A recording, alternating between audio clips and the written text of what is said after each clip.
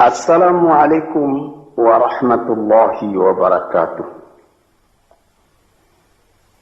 Para pendengar, peminat kaset-kaset saya ini, laki-laki dan perempuan, baik yang sedang tinggal di rumah atau dalam mengembara dalam perjalanan yang jauh dengan mobilnya, diputar kaset, didengarkan Nabuya berceramah, seakan-akan kita berdekat, meskipun saya tidak ada dalam mobil ini, tapi suara saya ada.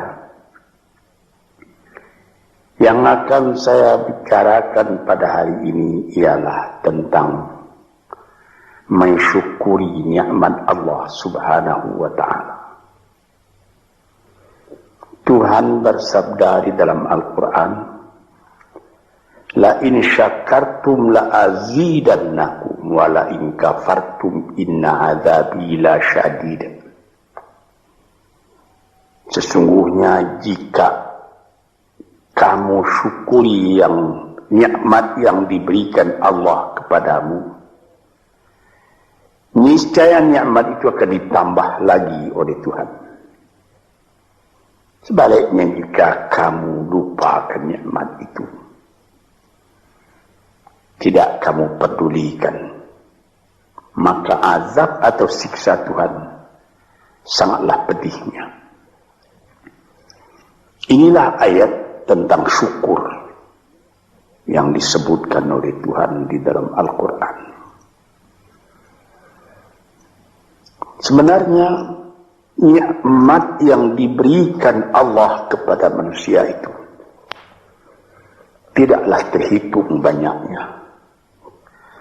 Tuhan pun mengatakan wa in ta'udu ni'matallah la tuhsuha. Jikalau kamu hendak menghitung nikmat Allah, tak dapat kamu membilang berapa nikmat itu. Ada alat-alat modern sekarang yang dipakai orang, komputer, yang dapat menghitung berjuta-juta, bahkan bermiliar dengan cepat. Tapi bagaimanapun cepatnya hitungan komputernya nanti sudah rusak dan nikmat Allah belum juga semua dapat dituliskan. Apa yang kita syukuri? Apabila kita mengenalkan nikmat Tuhan itu, kita menjadi kaya dalam batin. Kita tidak jadi murung dalam hidup. Sejak dari matahari yang terbit di waktu pagi, terbenam di waktu sore, di waktu senja, lalu berganti dengan malam, dan apabila malam sudah datang, bintang-bintang pun berkelap-kelip di langit. Itu pun sudah kita syukuri jika kita mengenal Dia. Di atas bumi sendiri pun kayu-kayu yang menghijau, buah-buahan yang renum masak, ikan di laut, deburan pasir ketika ombak mengempaskan dirinya ke pantai, pohon kelapa nyiur yang melambai di tepi pantai, dan segala macam yang lain yang susah buat dituliskan, buat diucapkan pun, menjadi perbandingan, menjadi peringatan kepada kita bagaimana besarnya nikmat yang melingkungi manusia ini. Tuan-tuan yang terhormat, di dalam Al-Quran Tuhan pernah bersabda, wa khalaqna lakum ma fil ardi jami'a. Semua isi bumi ini kami sediakan buat kamu. Kami sediakan buat kamu. Sehingga apabila kita melihat ke laut, lihat ombak itu berdebur ke pantai, lalu kelihatan dari jauh perahu nelayan menyusur ombak dan gelombang mencari ikan, Untuk siapa ikan yang dicarinya itu? Untuk kita makan. Apabila kita lihat padi menguning di sawah, kita tanamkan padi itu. Untuk siapa buahnya? Untuk kita makan. Pisang yang tumbuh di pekarangan rumah kita untuk kita makan. Malahan kalau kita lihat binatang-binatang berkaki 4, kambing, sapi, kerbau. Hei kambing, hei sapi, hei kerbau, mengapa kamu gemuk? Mengapa kamu jadi besar? Kami disediakan buat kamu. Buat kamu. Payahlah menghitungnya. Sampai kepada buah-buahan yang ada, mangga, rambutan, durian, makanan-makanan yang lain-lain, lazat dimakan oleh manusia. Kalau sekiranya kita tanyai dan mereka dapat menjawab, tentu jawabnya akan sama semua, buat kamu. Inilah nikmat oleh Allah Subhanahu wa ta'ala. Wa sakhkhara lakum ma fil ardi, dan segala isi bumi ini disediakan buat kamu. Di sini kita merasa dalam hati syukur. Allah Ta'ala pun beri peringatan kepada kita.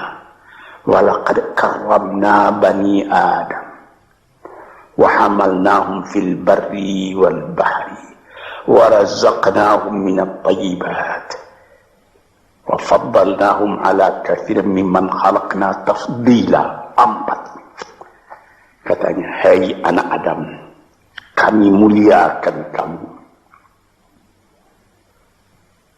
di muka bumi ini. Kami angkat kamu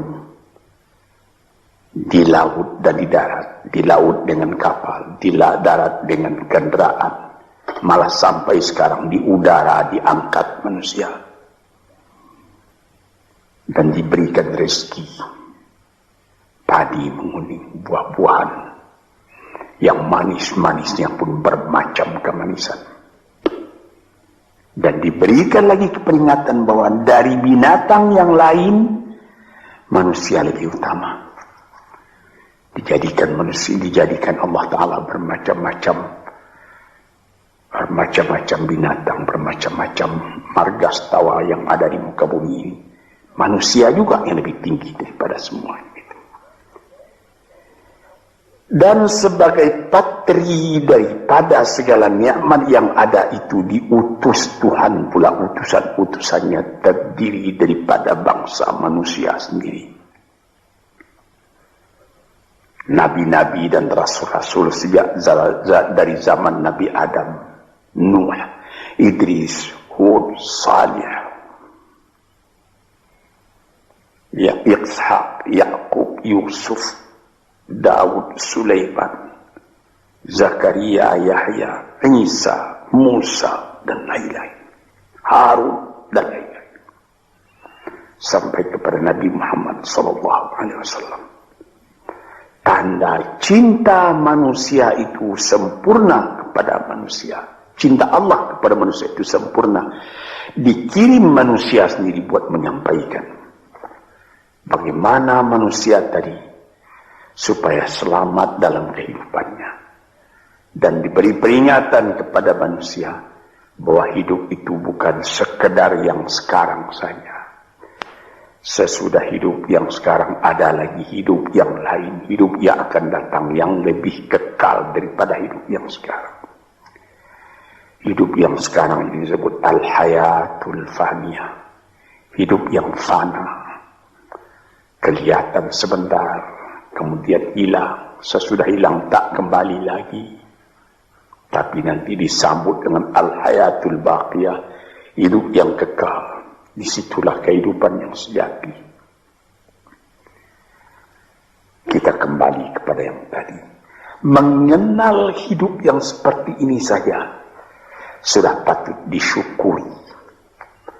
Kalau kita tidak mengenal hakikat dari kehidupan itu, apalah ubah kita dengan binatang? Tuhan pernah bersabda dalam Al-Quran. Dia katakan, walaqad zara'na li jahannama katsiran minal jinni wal insi lahum qulubun la yafqahuna biha wa lahum adhanun la yasma'una biha wa lahum a'yunun la yubsiruna biha wa lahum adhanun la yasma'una biha ulaika kal an'am bal hum adall wa ulaika humul ghafilun. Akan kami lemparkan kepada neraka kesengsaraan, api neraka jahanam. Manusia, dia berhati tapi tidak memperhatikan, dia bermata tak melihat, dia berkuping tak mendengar.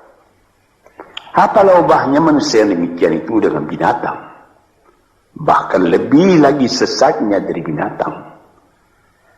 Sebab binatang kalau dia tidak berpakaian, tidak ada orang menyalahkan.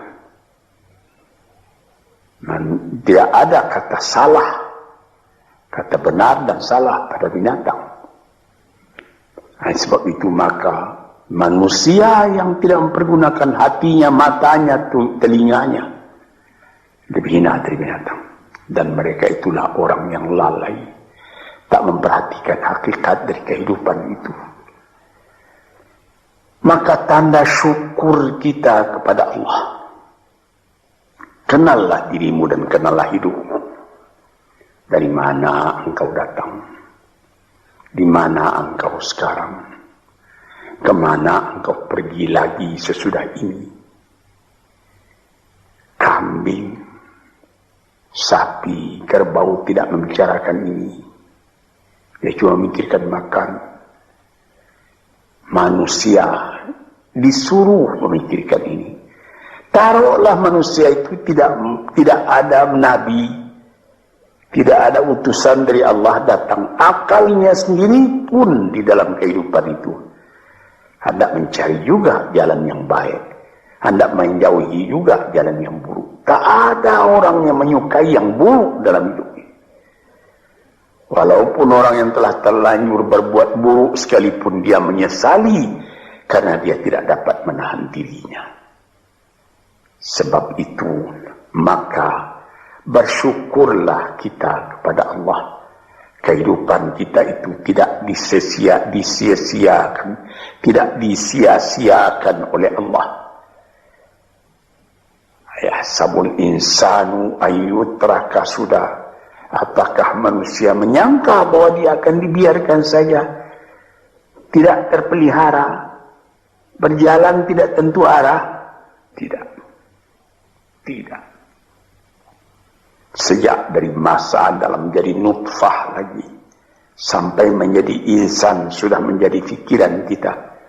Bagaimana keindahan Allah menjadikan kita. Nah, sebab itu maka dikatakan, bersyukurlah, syukurilah nikmat Allah itu. Sekarang timbul pertanyaan, bagaimana yang dimaksud dengan syukur itu?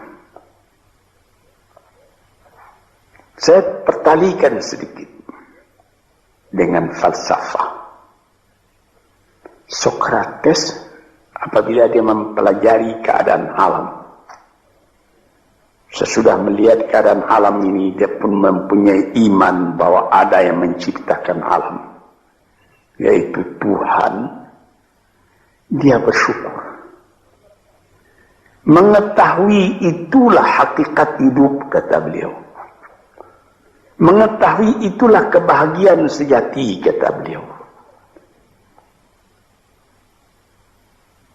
Maka di sini kita melihat, syukur ya Allah, aku tidak dijadikan jadi binatang. Syukur ya Allah, aku tidak jadikan manusia yang sia-sia. Syukur ya Allah, aku terjadi dalam keadaan seperti ini. Sehingga aku tahu yang hak, tahu yang batil, tahu yang buruk, tahu yang baik. Tahu dari mana asal perjalanan ini, dan tahu pula kemana tujuan perjalanan ini. Syukur kepada Allah karena kita tahu Kita datang ke dunia cuma sekali. Sepintas, sekejap mata dibandingkan dengan umurnya dunia. Taruhlah orang berumur 100 tahun yang paling panjang. Tapi apalah artinya 100 tahun dengan umur dunia yang sudah miliar tahun. Dan apabila kita mati pun, dunia pun akan tinggal sepeninggal kita. Entah berapa juta tahun lagi, tidak tahulah. Sepintas zaman kita lalu ke dunia ini. Kita bersyukur karena kita diberi ingat. Yang sepintas zaman, yang sekejap mata itu harus kita isi.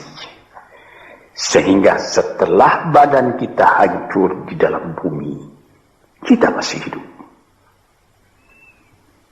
Ini, saudara-saudara pendengar yang terhormat, kita sudah mati hancur di kandung tanah, tapi masih hidup. Ada orang yang berumur sampai 100 tahun misalnya, atau lebih sedikit, tidak pula banyak lebihnya itu.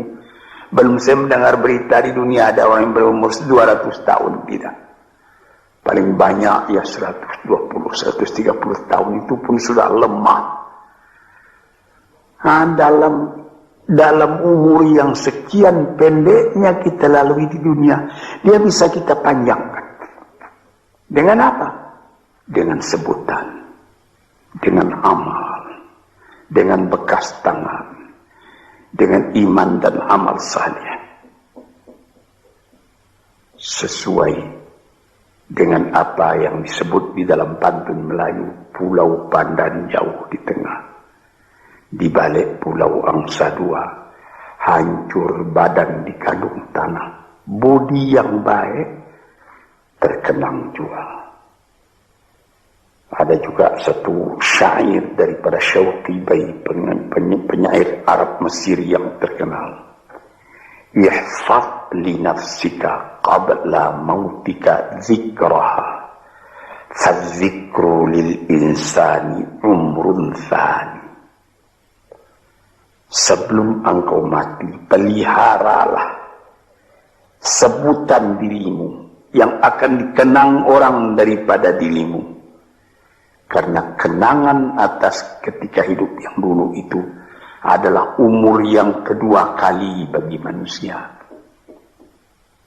Banyak orang yang setelah dimasukkan ke dalam kubur, masuk, sudah ditimbun kubur tadi, orang pun pulang ke rumah. Sebutan orang tadi keluar dari kuburnya. Tiap hari dia keluar. 1 tahun, 2 tahun, 10 tahun, 100 tahun. Malah ada yang beribu tahun. Nabi kita Muhammad sallallahu alaihi wasallam umurnya cuma 64 tahun. Tapi beliau sampai sekarang sudah 1400 tahun. Masih seperti kemarin saja hidup beliau itu menjadi sebutan siang malam. Inilah maksudnya yang dikatakan orang yang sesudah mati dia hidup kembali lebih panjang umurnya. 64 tahun dibandingkan dengan 1400 tahun. Dan selama azan masih kedengaran di puncak menara, entah ratusan ribu tahun lagi, itu nama akan tetap hidup. Ini yang kita syukuri kepada Tuhan. Sebaliknya, setelah kita sebutkan bagaimana syukur atas nikmat yang diberikan Allah, sebaliknya ada orang yang tidak berterima kasih sedikit juga kepada Tuhan, melainkan mengomel terus bagaimanapun banyaknya nikmat yang dia terima. Maka pada ujung ayat tadi dikatakan, wala in kafartum inna azabi la syadid. Kalau kamu masih mengingkari nikmat Tuhan itu, maka siksaan Tuhan amatlah pedihnya kepada dirimu. Memang banyak sekali manusia Sudah ada nikmat datang, dia tidak memperdulikan nikmat itu, dia masih mengomel saja. Kita misalkan, ada seorang perempuan bertandang ke rumah sahabatnya perempuan yang lain. Sesampai di rumah tadi dilihatnya, senang dia melihat bagaimana keadaan rumah itu. Dilihatnya ada televisi terletak, ada radio, ada CC, kursi-kursi bagus, ada lagi perhiasan-perhiasan yang lain. Tanda dia bergembira, dia bilang, syukur saudara atau saudari, ada radionya ini, ada televisinya ini, ada lagi CC-nya model betul ini. Furniture di mana ini yang menyediakan? Disambutnya, televisinya sudah model, ketinggalan model ini 10 tahun yang lalu. Radionya sudah bahula ini. CC-nya juga begitu. Ada yang model sekarang, yang model baru. Saya sudah ketinggalan zaman ini. Ini misalnya. Nikmat yang telah ada itu tidak disyukurinya, melainkan diomelinya. Ini banyak manusia yang seperti ini. Sebagaimana pernah saya katakan dalam kaset ini, inilah orang yang wa nafsin wa min nafsin la tashba, jiwa yang tidak pernah merasa kenyang, tamak terus. Orang seperti ini kalau dia ditimpa oleh kesusahan, akan seperti cacing tanah panas. Orang seperti itu, sebab dia tidak pernah bersyukur kepada Tuhan.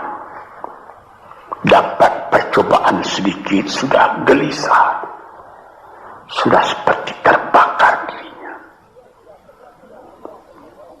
Dia tidak akan merasakan nikmat hidup, walaupun bertimpa nikmat dalam rumahnya, dia tidak akan merasakan nikmat hidup. Inilah orang yang pada penglihatan orang lain dia kaya, tetapi dialah orang yang paling miskin. Sebab disebutkan oleh ahli-ahli falsafat, siapa orang yang miskin di dunia ini? Orang yang terlalu banyak kehendaknya, itu orang yang miskin. Siapa orang yang kaya di dunia ini, yang merasa cukup dengan apa yang ada? Dia bersyukur atas yang ada.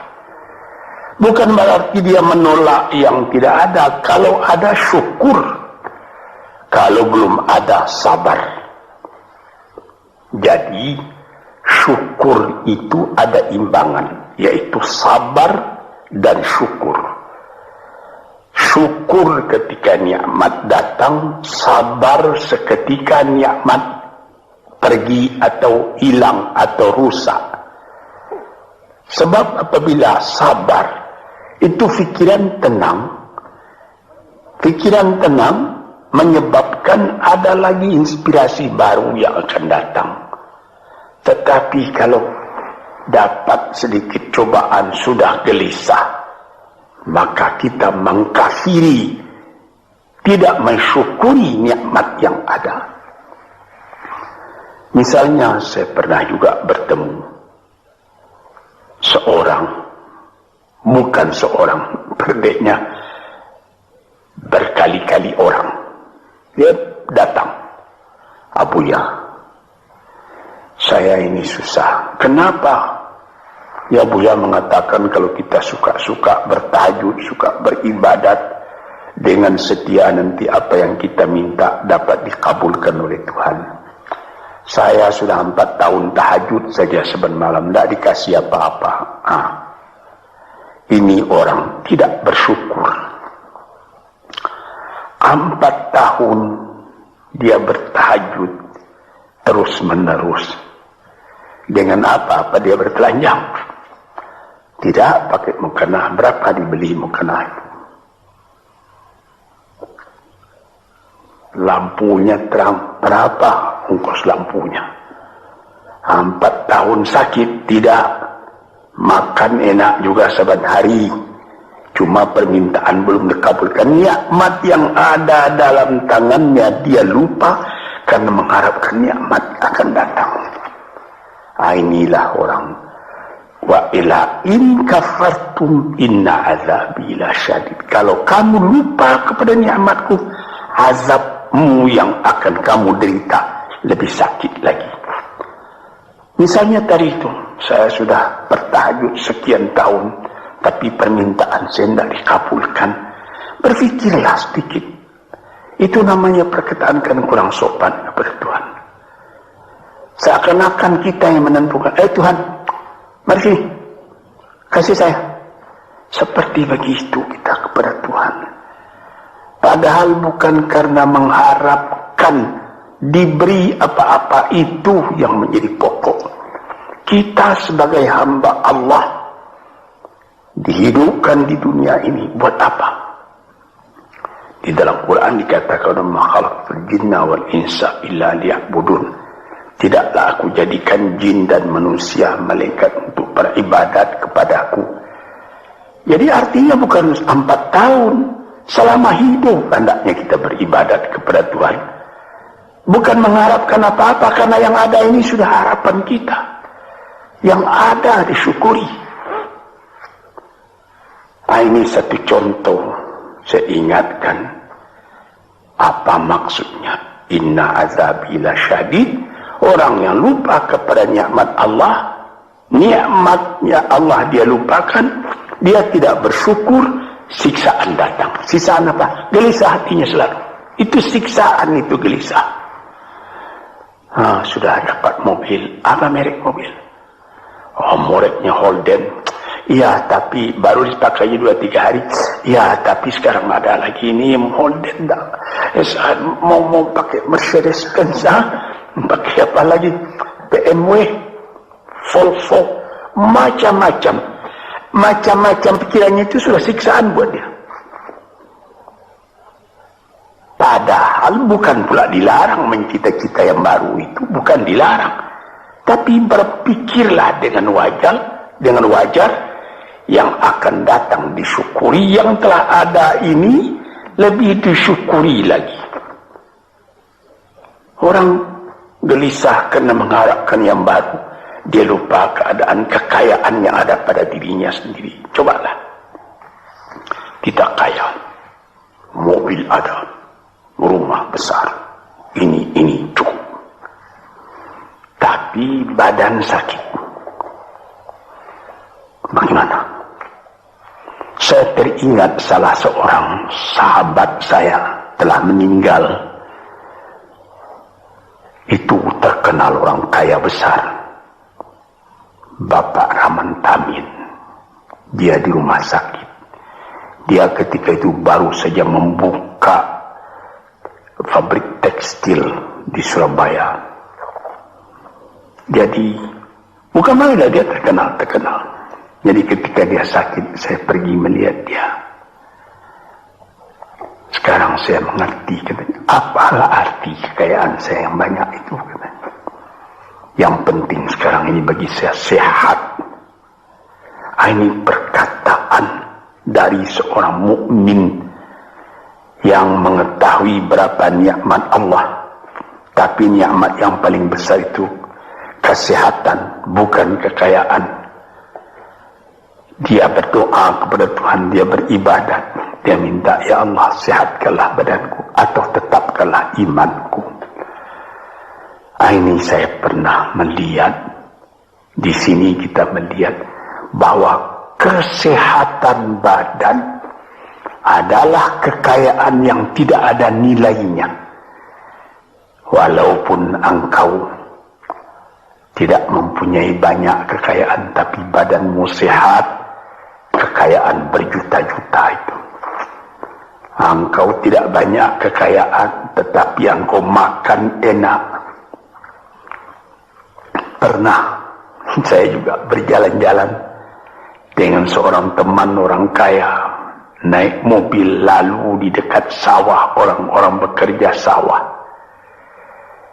Ketika itu hari kira-kira pukul 12:30 hari, saya melihat bagaimana sesudah membajak sawahnya, orang yang punya sawah tadi makan, dibawakan oleh istrinya dari kampung di dalam besek nasi yang akan dimakan oleh suaminya, dimakan oleh suaminya itu.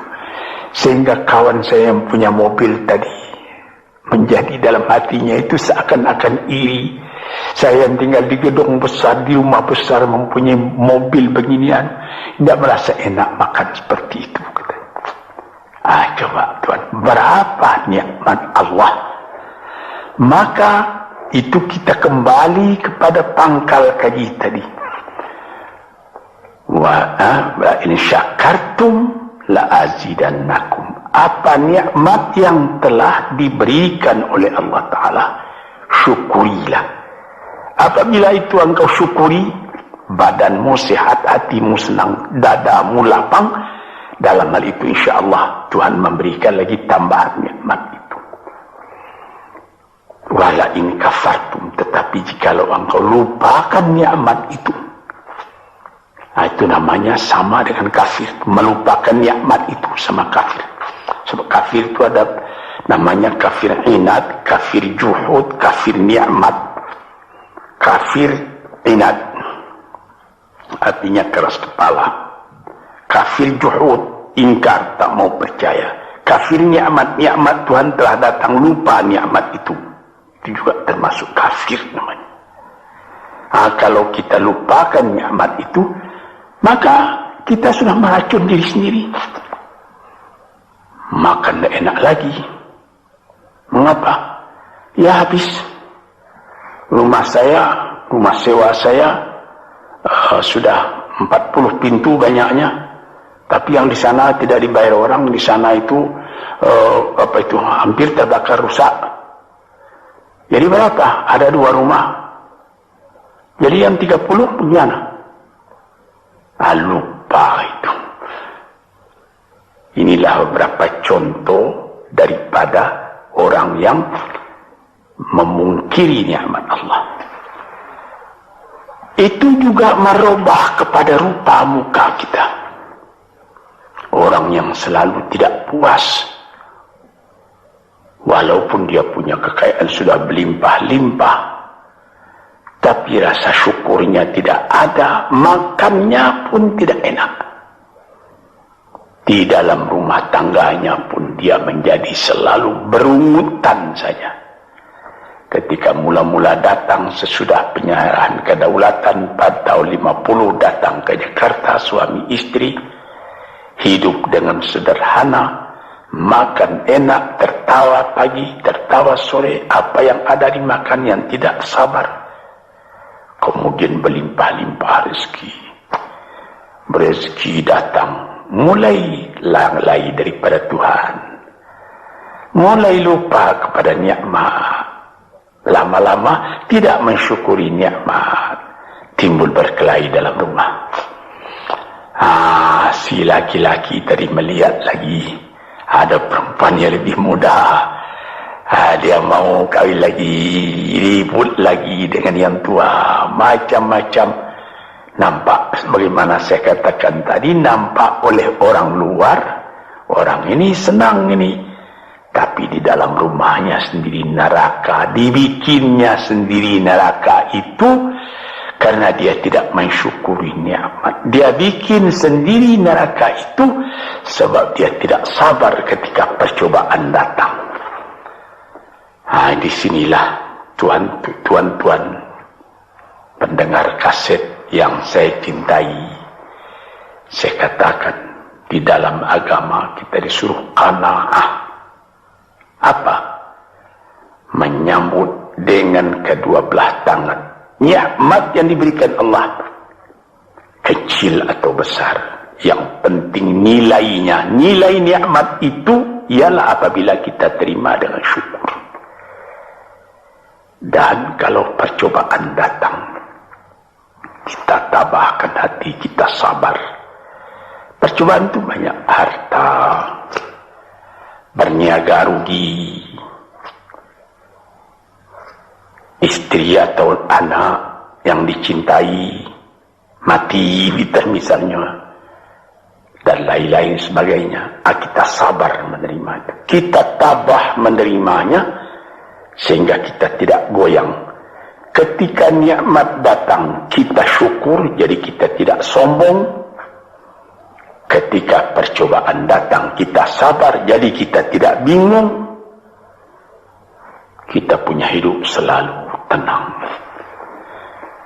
Di dalam ilmu tasawuf disebutnya bahwa antara syukur dengan sabar itu adalah seperti sayap. Sayap sebelah kanan syukur, sayap sebelah kiri sabar.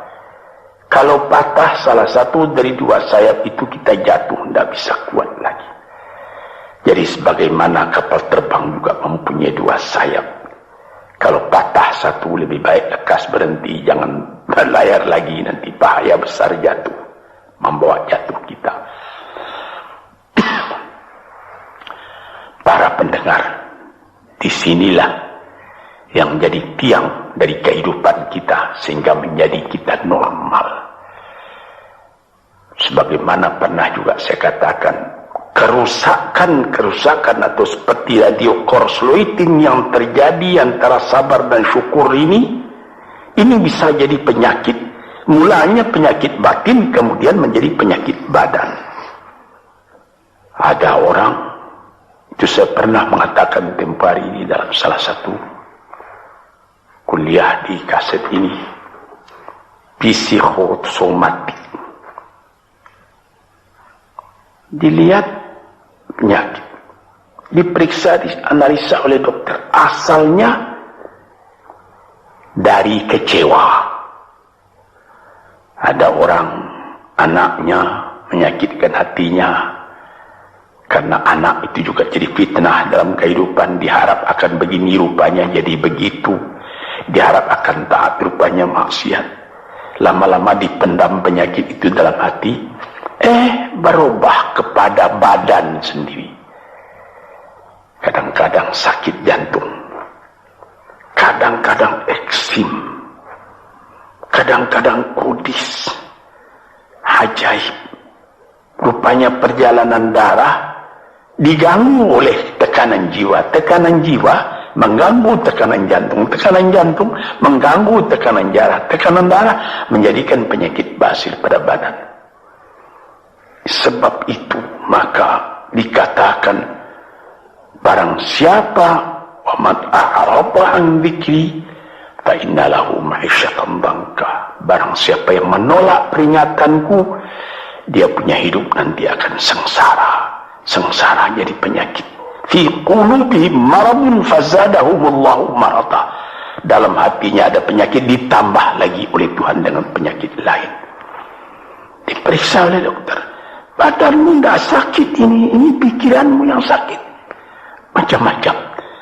Disinilah saudara-saudara yang terhormat, maka syukur itu adalah satu nikmat yang kita sendiri mengusahakan supaya terjadi pada diri kita sendiri.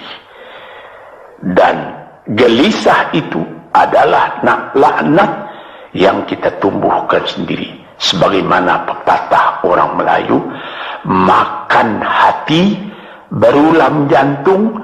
Hatinya sendiri dia makan, jantungnya sendiri diambil ulam, akhirnya kurus kering, pikiran pun jadi tertumbuk, cahaya mata pun menjadi muram, hati gelisah, kepercayaan kepada Allah tidak ada lagi, kepada hidup pun tidak ada lagi. Na'udzubillahi min dzalik. Para pendengar, peminat kaset-kaset ini, saya serukan, gembirakan hati, kuatkan iman kepada Allah, syukuri segala nikmat, sabar kalau datang percobaan. Insya Allah kita akan tetap teguh hidup, selamat dunia dan akhirat. Sekian saja dulu, insyaallah lain hari kita sambung lagi. Assalamualaikum warahmatullahi wabarakatuh.